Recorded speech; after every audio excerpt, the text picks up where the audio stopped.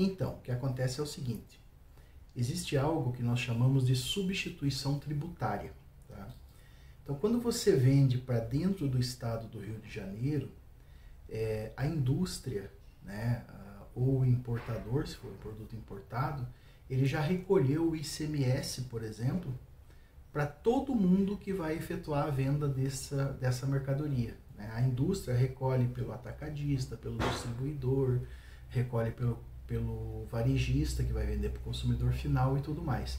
Então, quando você efetua a venda desse produto, você não está nessa operação incidindo o ICMS. Por quê? Porque já foi recolhido lá atrás. Não é que você não paga o ICMS, ele já foi pago lá atrás. Se não tivesse sido pago, o valor do seu produto seria muito menor. Quando você vende para outro estado, o que acontece? O ICMS ele já foi recolhido, mas já foi recolhido para quem? Ele foi recolhido para o seu estado, para o estado de origem e não para o estado de destino. Então o estado de destino ele exige para ele esse ICMS.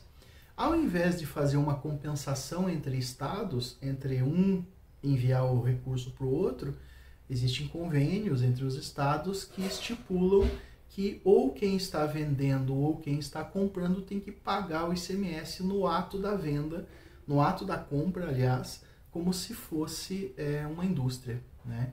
Por isso que quando você vende do seu estado para o outro estado, existe essa incidência de imposto.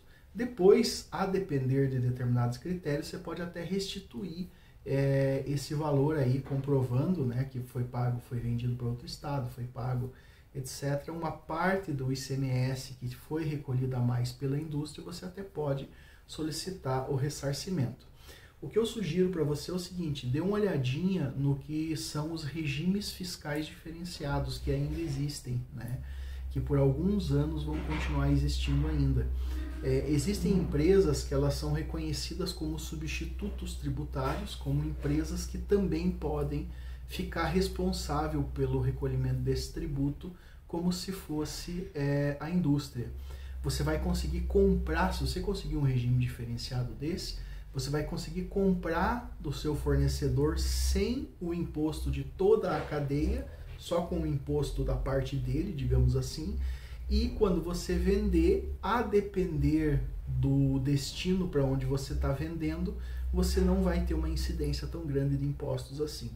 Ele é um assunto razoavelmente complexo, mas vale a pena dar uma estudadinha, tá certo? Fica a dica a todos aí, regimes fiscais diferenciados. É interessante pesquisar, a depender do estado que vocês moram, a depender do estado que vocês têm os seus negócios, que tipo de regime o seu estado possui. Tá certo? Fica a dica para todos aí. Um forte abraço. Até mais.